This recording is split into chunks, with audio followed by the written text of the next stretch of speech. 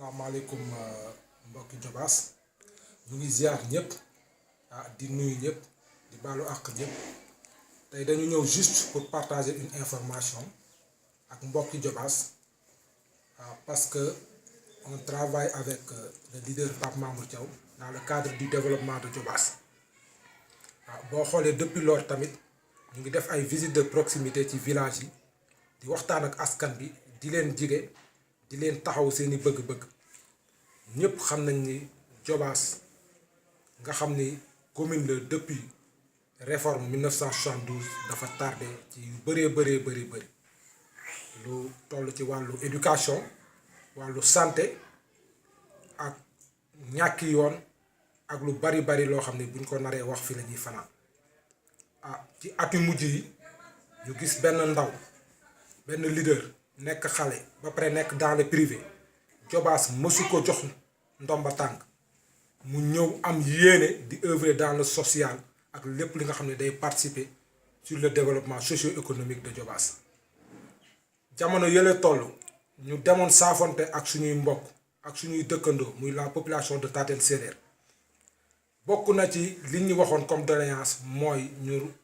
réhabiliter leen seen case de santé bi nga xam ne c'est archaïque pour mu nekk une réhabilitation moderne une case de santé moderne boo xam ne si vraiment ñoom dinañ ci mën a jëfandikoo comme ni ko ñëpp yi defee parce que ñëpp xam nañ ni Taten Serer dafa rattaché wu ci poste de santé Noto te dafa enclavé ci seeni mbébét wax nañ que ni ñoom vraiment dañuy toog ba guddi am ay femmes yuy accoucher ak ñeneen ñu feebar duñu am oto sareet yi tamit duñu leen mën a indi ci yoon bu naqari bi jamonoy nawet nga xam ne duñu am pratiquement fu ñu aw vraiment kon ku leen ko réhabilité loolu équipé leen ko jox leen ci ay médicaments yu doy loolu dina leen arranger pour que yenn soins yi ñu mën ko faa def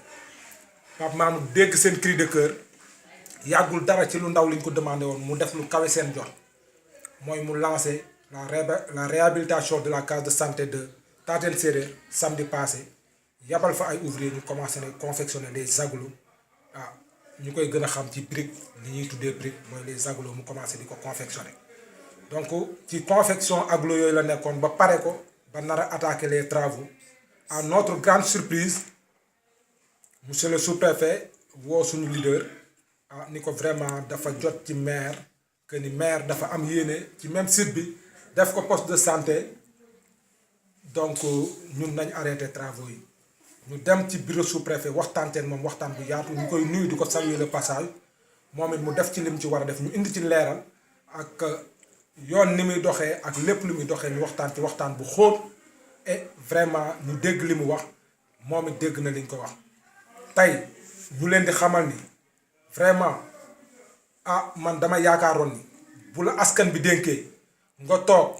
nga gis nit mu nekk doomu Jobaas comme yow la nga tële ci lu toll juróom-ñeenti at jëm fukki at population bi yàgg la koo laaj parce que tamit waxuñu pour wax mais dañuy wax parce que ay informations yu leer lañ am bañ fa jógee visite de proximité lañ def à Taten Serer waxtaan ak le chef de village ak le chef bi nga xam ne si moom moo coordonné la case de santé li ñu xamal ni ñu ngi ciy topp la mairie depuis ay années mairie di leen dig dem ba mënul li mu leen waxoon mooy bind leen ñu ànd ci plan ñaan ko tey un privé génn ci poosam ñëw di ko def tey la mairie ni nañ arrêté travaux yooyu man dafay nekk loo xam ne dama ko ñaawlu pour man Jobaas dañ nañ moo ko bokk ku ci mën dara war nga ci mën a jàpp pour man loolu mairie daf ko waroon a saluer parce que un digne fils de Jobaas tey moo jël ay teraangaam jël ay moyens ñëw pour participer au développement socio-économique de Jobaas tey jii loolu amul donc ñuy wax population bi tamit que ni tey jii jàpp nañ ni mairie keneen ku ñëw daf la waroon a yaatal nga participer ci liggéey boobu mais tey mu ngi arrêter les travaux de rénovation de la case de santé de Taten Serer parce que nee na moom dafa am ay yéene def ko te boobu ba léegi tegu fa brique defu fa dara donc loolu lañ dem jàllale comme information di leen xamal ni tamit wax naan ñu ci war a waxtaanal chef de village bu Taten Serer jot na les informations donc ñun on attend que population bi ak autorisation de construire boo xam ne day jóge ci mairie bi pour que ñu mën ko def comme que moom dafa tële ci loolu depuis juróom-ñeenti at defu ci li ci war ba ay privé ñëw def ko man je pense que loolu waru ko mën a bloqué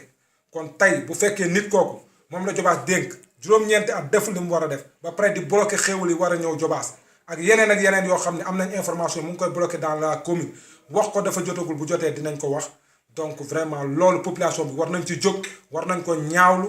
war nañ ko jooy fu ñu ko mënta jooytoo di leen jéggaluwaat di leen baalu àq asalaamaaleykum wa rahmatullah